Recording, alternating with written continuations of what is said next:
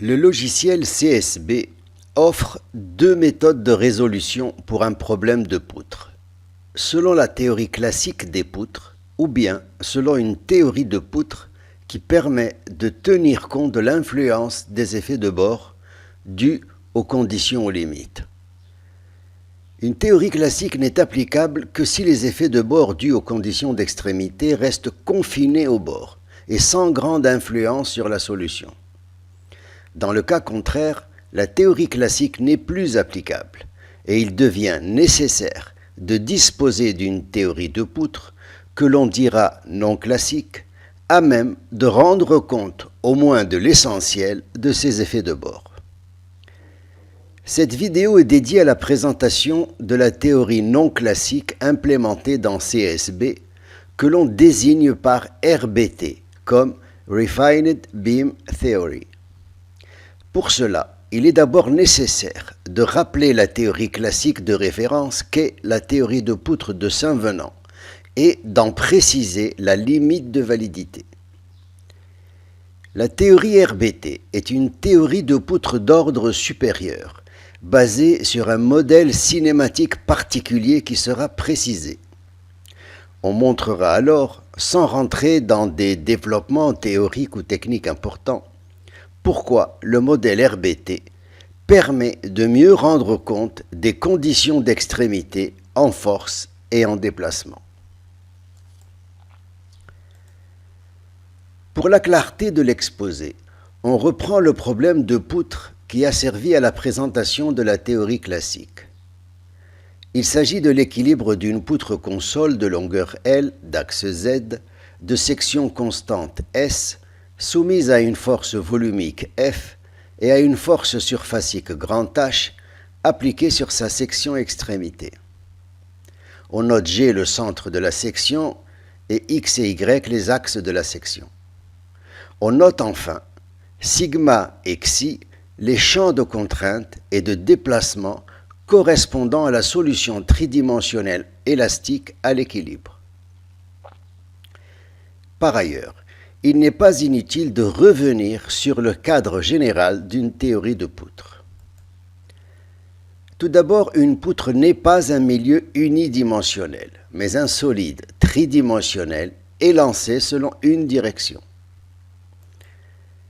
Une théorie de poutre est une théorie simplifiée qui utilise cette particularité géométrique pour fournir, via un système d'équations plus simple à résoudre, une solution 3D approchée pour la poutre.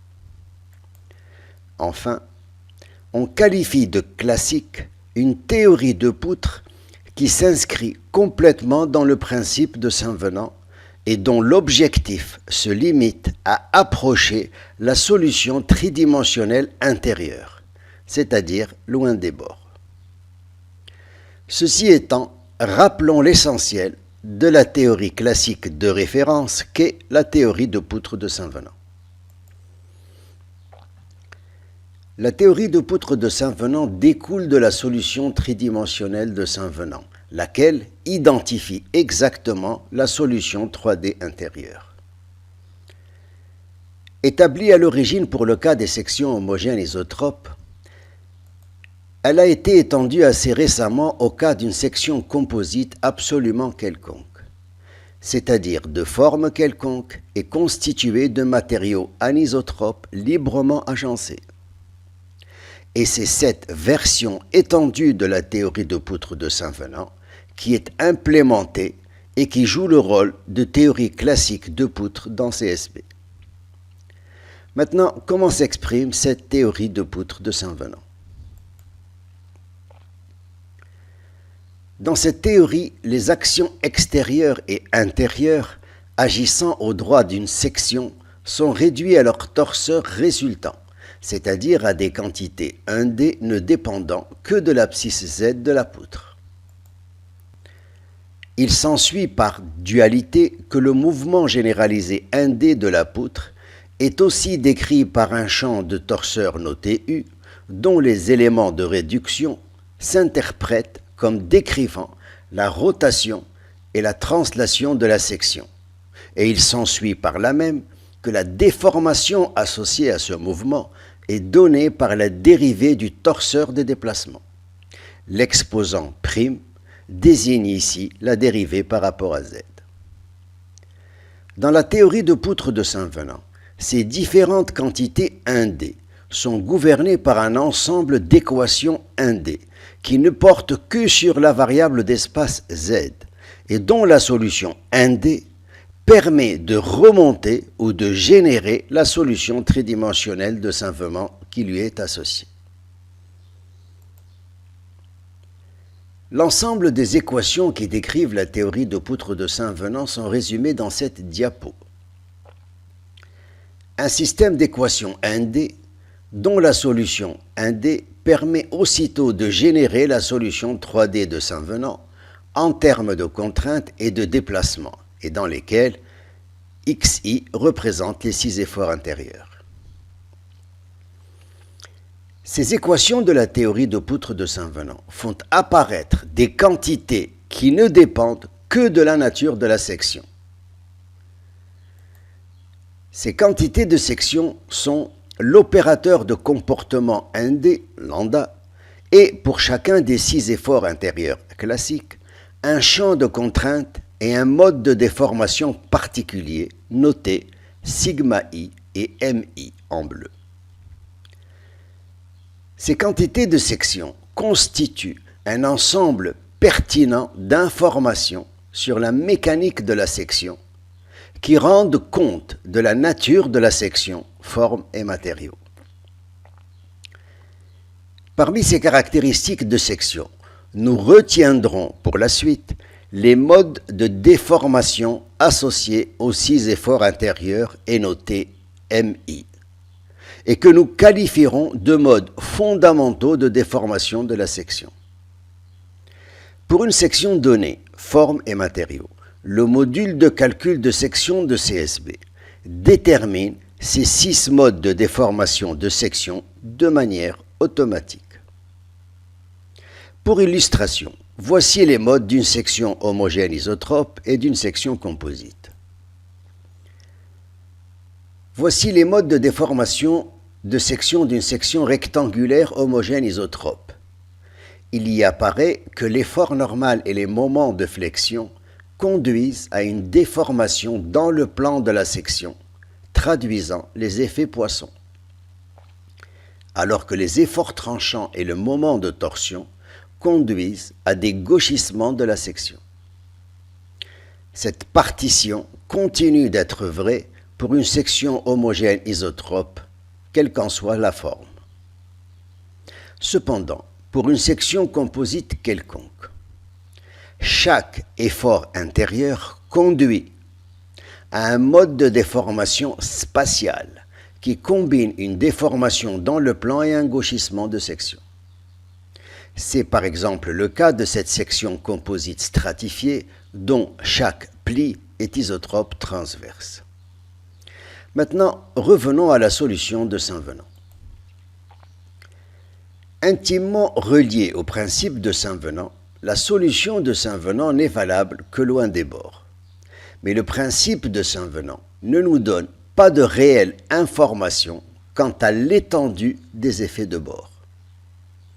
En fait, l'ampleur ou l'étendue des effets de bord dépend des conditions en force et en déplacement, mais aussi de la nature de la section forme et matériaux. Certes, il est vrai que l'influence des effets de bord s'estompe quand l'élancement de la poutre devient important. Cependant, il existe des cas pratiques dans la construction pour lesquels les effets de bord ne peuvent être négligés. Le cas le plus connu, déjà pour une poutre homogène isotrope, est l'effet de l'encastrement dans la torsion d'un profilé mince ouvert. Dans ce cas, l'effet du gauchissement de torsion empêché au droit de l'encastrement s'étend dans la zone intérieure de la poutre à telle enseigne que la torsion de Saint-Venant est mise à défaut et qu'elle doit céder la place à la torsion dite gênée de Vlasov, qui, elle, permet de rendre compte de cet effet de bord. Maintenant, pour apporter une réponse générale aux effets de bord, il nous faut une théorie de poutre générale qui va au-delà du cadre classique pour rendre compte des effets de bord. C'est ce que propose la théorie RBT. Alors, comment s'exprime cette théorie de poutre RBT? Tout d'abord, la démarche pour établir la théorie RBT est complètement différente de celle qui a conduit à la théorie de poutre de Saint-Venant.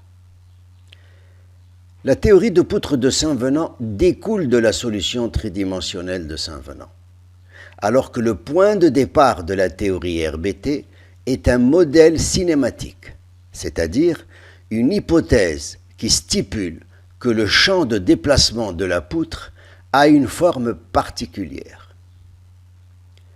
Pour situer ce modèle de déplacement, il sera explicité par comparaison à celui utilisé par les théories de poutre de Timoshenko ou de Bernoulli. Dans les théories de Timoshenko ou de Bernoulli, le modèle de déplacement stipule que le mouvement de la poutre est décrit par un mouvement de solide rigide pour la section courante, c'est-à-dire un mouvement paramétré par les 3 translations et les 3 rotations de la section, soit 6 degrés de liberté pour le mouvement de la section. Maintenant, on désigne par modèle de déplacement d'ordre supérieur un modèle qui, en plus, permet à la section de se déformer. L'expression générale d'un modèle d'ordre supérieur est la suivante. Le terme supplémentaire, qui est dédié à la déformation de la section, stipule que la déformation de la section peut être approchée par la combinaison de plusieurs modes de déformation de section notés MK, et où l'amplitude de chaque mode MK est contrôlée par un paramètre êK. Dans cette formulation, les modes de déformation de section sont supposés connus. Les théories de poutre d'ordre supérieur sont nombreuses. Elles diffèrent par le choix des modes de déformation MK à inclure dans le modèle de déplacement. La difficulté est le choix des modes. Un nombre de modes pas trop grand et surtout un choix de mode le plus pertinent pour espérer décrire correctement la déformation de la section. En fait, une fois que le choix des modes est fait, établir la théorie de poutre correspondante est facile. Nous dirons que c'est juste technique. La question est donc, pour la théorie RBT, quels sont les modes qui ont été choisis? Le modèle RBT utilise les modes fondamentaux de déformation de la section, c'est-à-dire ceux associés aux 6 efforts intérieurs et issus de la solution tridimensionnelle de Saint-Venant. Ces modes sont propres à la nature de la section. Ils rendent compte de sa forme et des matériaux qui la constituent et traduisent les effets Poisson et les gauchissements de section, du moins ceux relatifs aux 6 efforts intérieurs dont on sait le rôle fondamental. Cependant, ces modes ne peuvent traduire la distorsion d'une section mince. La distorsion d'une section mince peut être vue comme un changement de forme du profil de la section. Elle est principalement due à la faible rigidité de flexion des branches minces du profil. Pour que le modèle RBT puisse décrire ou prédire une telle déformation de section, il est nécessaire que figurent parmi les modes de déformation retenus au moins quelques modes permettant de générer une distorsion. Pour cela, on part du principe qu'une distorsion quelconque peut être approchée par la combinaison de quelques modes de distorsion simples notés grand D indice J. Pour le modèle RBT, on considère comme mode de distorsion simple les premiers modes de vibration de la section. Dans CSB, ces modes peuvent être obtenus automatiquement par le module de calcul de section. Voici pour illustration les modes de distorsion simples déterminés par le module de calcul de section de CSB pour un IPN. Il s'agit de 10 distorsions dans le plan et 5 hors plan. Ces modes, quand ils sont calculés, peuvent être exploités par la théorie RBT. En définitive, le modèle de déplacement de la théorie RBT utilise pour mode de déformation de section fondamentalement les 6 modes associés aux 6 efforts intérieurs et issus de la solution tridimensionnelle de Saint-Venant et, éventuellement, pour une section mince, quelques modes supplémentaires de distorsion. Mais ce qu'il faut garder à l'esprit, c'est que tous les modes considérés sont propres à la nature de la section et qu'ils rendent compte chacun de la forme de la section et des matériaux qui la constituent. Ce modèle permet plusieurs degrés de liberté pour le mouvement de la section, les 6 paramètres classiques de translation et rotation, et les nouveaux paramètres état qui contrôlent les modes de déformation de section, dont le nombre est généralement de 6, et éventuellement plus si des modes de distorsion sont considérés. Établir l'ensemble des équations d'une théorie de poutre associée à un modèle de déplacement relève d'une démarche relativement classique, mais dont l'exposé est un peu technique. On se contentera, dans ce qui suit, de montrer en quoi le modèle RBT permet de mieux satisfaire les conditions aux limites en force et déplacement pour qu'il puisse rendre compte des effets de bord. Commençons par les actions extérieures agissant sur la poutre. Pour les actions extérieures associées à la théorie de poutre RBT, il est utile de développer l'expression du travail des actions extérieures associées au modèle de déplacement de RBT, noté ici simplement grand U. Ce travail conduit, après développement et intégration sur la section, à un résultat qui fait apparaître toutes les actions extérieures généralisées ou 1D associées au modèle RBT. À savoir ceux classiques associés aux translations et rotations et qui expriment les torseurs qui résultent des actions extérieures, et ceux nouveaux notés KK et QK associés à la projection des actions extérieures sur les modes de déformation de section MK. Le modèle RBT retient donc d'une action extérieure bien plus que les 6 quantités de son torseur résultant, à savoir les P quantités associées à la projection de cette action extérieure sur les P modes de section, ce qui offre bien plus d'informations pour représenter une action extérieure et donc de mieux satisfaire les conditions en force. Quant aux conditions d'appui ou de déplacement, le modèle permet de contrôler non seulement les translations et les rotations d'une section, mais aussi les déformations de la section via les paramètres état. Laisser tous les paramètres libres signifie que la section est libre de se déplacer et de se déformer. Sinon, chacun de ces paramètres peut être imposé. À titre d'exemple, voici 3 conditions d'appui. Translation et rotation nulle n'indiquera qu'un encastrement partiel, parce que la section restera libre de se déformer. Un encastrement sera correctement modélisé si, de plus, tous les modes de déformation sont bloqués, c'est-à-dire si tous les paramètres état sont bloqués. Enfin, on pourra aussi simuler la présence d'un diaphragme dans une poutre en caisson, simplement en bloquant toute déformation de la section là où est placé le diaphragme, en laissant libre le mouvement global de la section, mais en bloquant ces déformations.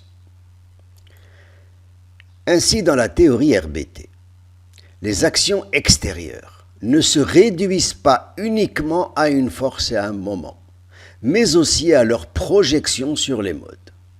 Et les appuis ne permettent pas de contrôler uniquement le mouvement global de la section, mais aussi sa déformation. RBT permettra donc de mieux vérifier les conditions aux limites en force et en déplacement. On n'en dira pas plus sur la théorie RBT, parce que c'est tout ce que l'on a besoin de savoir pour l'utiliser. Maintenant, il n'est pas inutile de situer la théorie RBT par rapport à celle de Saint-Venant ou encore celle de Vlasov. Voyons d'abord pour Vlasov. La théorie de Vlasov ne considère ou bien ne contrôle qu'un seul mode de déformation de section, à savoir le gauchissement de torsion, et n'est valide que pour les sections minces ouvertes homogènes et isotropes. Alors que RBT est applicable à une section quelconque, homogène ou composite, et considère les principaux modes de déformation de section, effet Poisson, gauchissement et même distorsion. Ainsi, RBT peut être vu comme une très large extension de la théorie de Vlasov. Maintenant, par rapport à la théorie de poutre de Saint-Venant, il est établi que RBT retrouve les résultats de Saint-Venant loin des bords et qu'elle conduit à une solution relativement satisfaisante près des bords. La raison est contenue dans le choix du modèle de déplacement. Le modèle de déplacement RBT inclut en effet la forme exacte du déplacement de Saint-Venant, sauf que la cinématique retenue permet de mieux vérifier les conditions aux limites et donc de mieux rendre compte des effets de bord. La présentation de la théorie RBT s'arrêtera là. L'essentiel a été dit. Maintenant, que faut-il retenir de cette théorie non classique de poutre qu'est RBT? Ce qu'il faut retenir est qu'il s'agit d'une théorie de poutres d'ordre supérieur construite principalement à partir de la solution de Saint-Venant.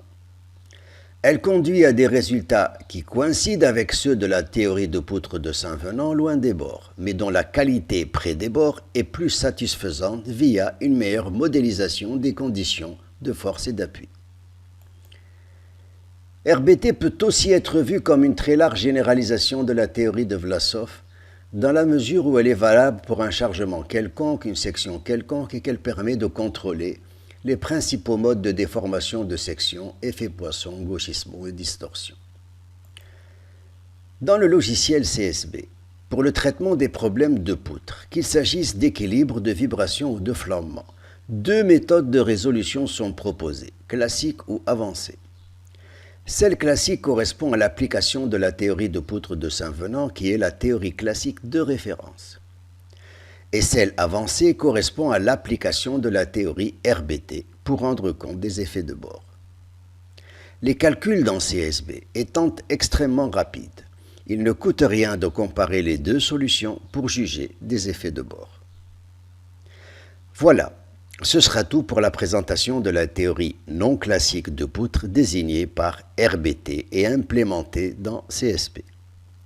Pour illustration de l'application de RBT, il est recommandé de visionner les vidéos associées au module de calcul de poutre dans l'espace.